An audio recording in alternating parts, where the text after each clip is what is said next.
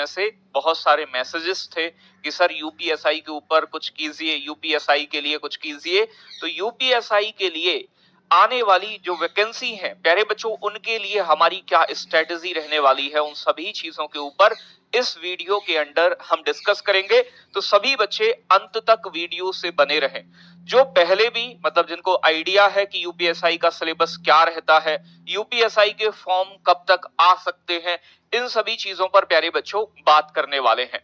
तो यूपीएसआई के लिए आप में से बहुत सारे बच्चे ऐसे हैं जो लगातार यानी कि अपनी तैयारी भी अब भी कर रहे होंगे और इंतजार कर रहे होंगे कि उत्तर प्रदेश में उन्हें दरोगा बनने का मतलब आपका मौका मिले प्यारे बच्चों। तो उनके लिए मैं बता दूं प्यारे बच्चे सबसे पहले कि एक आपका यहाँ पर सिलेबस क्या होता है जनरली, क्योंकि बहुत सारे बच्चे अभी यानी कि जो बिगिनर हैं, जो स्टार्टिंग करना चाह रहे हैं प्यारे बच्चों, उनके लिए कम से कम ये आइडिया हो कि कितने नंबर के कितने अब यूपीएसआई का नया सिलेबस आ सकता है। ये तो पुराने पैटर्न पे सर करा रहे हैं। इस सिलेबस को हम ध्यान में कर देख के अपनी तैयारी आगे बढ़ाएंगे। प्रश्न आते हैं। तो प्यारे बच्चों, अगर मैं यहाँ सिलेबस की बात करूं तो मैथमेटिक्स के प्यारे बच्चे आपके 20 क्वेश्चन यहाँ पर पूछे जाते हैं, जो कि 50 नंबर के होते हैं, यानी कि 2.5 नंबर 2.5 का नंबर पेपर, का। जो अब तक का पैटर्न रहा है। प्यारे बच्चों, रीजनिंग जो पूछी जाती है, इसमें रीजनिंग के 60 प्रश्न होते हैं, जो कि प्यारे बच्चों आपके 150 नंबर के होते हैं। हिंदी के यहाँ प्यारे बच्चों 40 प्रश्न होते हैं, जो कि 100 नंबर के होते हैं। 2.5 नंबर का एक प्रश्न होता है। अगर मैं बात करूं प्यारे बच्चों फंडामेंटल लॉ, प्यारे बच्चों आपका कॉन्स्टिट्यूशन और जीके जीएस, ये ओवरऑल मिला के देखो, जो मूल विधि जिसे कहा जाता है उसे फंडामेंटल लॉ कहते हैं। तो इसके लगभग 8 प्रश्न आते हैं। बाकी कॉन्स्टिट्यूशन यानी कि संविधान का एक बड़ा रोल है, 16 प्रश्न आते हैं। और जीके जीएस के प्यारे बच्चों 16 प्रश्न आते हैं। तो टोटल मिला के अगर मैं बात करूं यहां आपसे, तो 40 प्रश्न हो जाते हैं जीके जीएस वाले पोर्शन के, जो कि अपने आप में 100 नंबर का रोल रखते हैं। नंबर का पेपर हो जाएगा टोटल बेटा, और ये 400 नंबर का टोटल आपका पेपर हो 1% जाता 2.5 है। नंबर ठीक का। है जी। अगर मैं बात करूं यहाँ 40 दूनी 80, 80 और 20 100 और 60, 160 जो है बेटा आपके ये क्वेश्चन होते हैं। क्वेश्चन होते हैं 160, मार्क्स होते हैं प्यारे बच्चों यानी कि 400 नंबर का पेपर। नेगेटिव मार्किंग प्यारे बच्चों इसमें पिछली बार नहीं नहीं होती थी। है, नेगेटिव मार्किंग प्यारे बच्चों इसमें नहीं है। पिछली बार इसमें निगेटिव मार्किंग नहीं थी और सिंगल पेपर था। इसकी 121% पे कट ऑफ गई थी फर्स्ट रनिंग के लिए। ठीक है जी। अब से पिछली बार ये जो वैकेंसी हुई है, तब अलग अलग सेक्शन में अलग अलग पासिंग मार्क्स लाने होते थे, लेकिन पिछली बार ऐसा प्यारे बच्चों नहीं हुआ है। ठीक है, तो ये तो हो गई सिलेबस। ये बात गलत कह रही है सर, क्योंकि हर सब्जेक्ट में 14% अनिवार्य थे। मैथ में, रीजनिंग में, हिंदी में और जीके में। जिसके 14% से डाउन है, 200 अंक अनिवार्य थे। 50% पास करना जरूरी था, प्लस उसमें 30% हर सब्जेक्ट में भी पास करना था, कि 14% बैठ रहे थे हर सब्जेक्ट के। और टोटल आउ 50%, 200 अंक लाने ही लाने थे।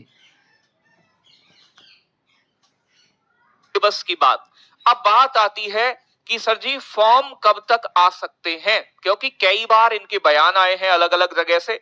तो प्यारे बच्चों फॉर्म कब तक, फॉर्म कब तक, तो प्यारे बच्चे अगर मैं बात करूं आपसे कि फॉर्म आने की संभावना कब तक है, तो आप ये मान लो कि दिसंबर के अंत तक, यानी कि या फिर जनवरी भी जा सकता है प्यारे बच्चे, दिसंबर के लास्ट तक प्यारे बच्चों, दिसंबर के लास्ट तक, अंत तक, दिसंबर के अंत तक संभावना है, क्योंकि कई बार इन्होंने ये बातें कही हैं।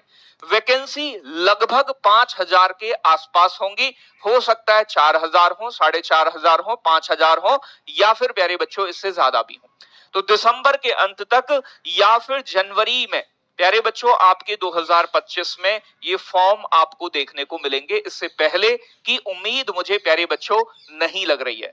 पेपर पैटर्न चेंज होगा क्या, बहुत सारे बच्चों हो के मन में सकता ये है। भी एक बच्चा पूछ भी रहा है। तो देखो पेपर पैटर्न चेंज होने का उम्मीद प्यारे बच्चे ना के बराबर है, और अगर होगा भी तो इन्हीं विषयों का वेटेज थोड़ा बहुत कम ज्यादा कर सकते हैं, बाकी ऐसा नहीं है कि कोई नया विषय इसमें इंक्लूड करें, ऐसा कुछ नहीं होगा। हो सकता है यूपी का पेपर है, यूपी जीके का कोई पोर्शन 10-5 नंबर का ऐड कर दें अलग से, हो सकता है कंप्यूटर के 2-4-5 प्रश्न अलग से ऐड कर दें, तो परिवर्तन सिर्फ इतना हो सकता है। बाकी मैथ, रीजनिंग, आपका हिंदी, ठीक है जी, मूल विधि, पॉलिटी, जीके, जीएस, ये सारा विषय आपसे पूछा ही जाना है। तो इसमें परिवर्तन प्यारे बच्चों बहुत बड़ा कोई देखने को नहीं मिलेगा, अगर होगा भी तो वो माइनर परिवर्तन होगा प्यारे बच्चों। ये फॉर्म ग्रेजुएशन से होते हैं, तो आप ग्रेजुएशन पास होने चाहिए। इसमें जनरल की एज वैसे मतलब सीधी सीधी सी कितनी ली जाती है, 21 से 28, ठीक है ना। तो 21 ओबीसी से की 30 है, 28 इसमें 31 एज होती है जनरल की। बाकी नहीं सॉरी बच्चों को 32 तक इसमें का है। एज रिलैक्सेशन भी मिलता है, एज रिलैक्सेशन। हाइट बेटा 168 है। तो जो जनरल चीजें हैं वो आपको मैं बताए दे रहा हूं कि इसमें जो जनरल वाले बच्चे हैं उनके लिए एज है प्यारे बच्चों 21 से 28, ठीक है ना। आगे बात करूं बच्चों, यहां पर ओबीसी की है क्वालिफिकेशन क्या है, 32 तक, 4 साल की छूट है ओबीसी को। ग्रेजुएशन, यानी कि आप ग्रेजुएशन पास होने चाहिए, ठीक है जी। ग्रेजुएशन आपकी क्वालिफिकेशन है। इसमें ऊंचाई, वही हाइट की बात करूं तो हाइट इसमें प्यारे बच्चों 168 सेंटीमीटर होती है जनरल वालों की, बाकी सबकी भी 168 ही होती है, ठीक है ना। महिलाओं की कम होती है, ठीक है जी। तो ये वाला मामला हो गया। तो ग्रेजुएशन से पोस्ट होते हैं। और प्यारे बच्चों 21 से 28 जो है, 21 से जनरल 28 इसमें एज होती है, 21 से 28 जनरल की। बाकी अलग अलग कैटेगरी वाइज आपको एज रिलैक्सेशन भी मिलता है। तो अब ओबीसी के लिए 3 साल की छूट है, ठीक है, 5 की हो जाएगी स्टेट में। तो बच्चों ये 5 ऐड 32 तक करोगे का मान्य तो है। 28 प्लस 5 करोगे, ठीक है ना, ओबीसी के लिए, तो आपकी कितनी हो जाएगी, 33 साल हो जाएगी, 33 साल ओबीसी के लिए। तो बाकी अलग अलग कैटेगरी के लिए प्यारे बच्चों अलग अलग एज रिलैक्सेशन भी है, ठीक है जी। तो ये वाली बात भी ध्यान रखनी है प्यारे बच्चों। जिन्हें तैयारी करनी है, अपनी प्रिपरेशन में अभी से लगना होगा, और उसके लिए हम स्टार्ट करने जा रहे हैं कि सबसे पहले बच्चों को यह पता हो कि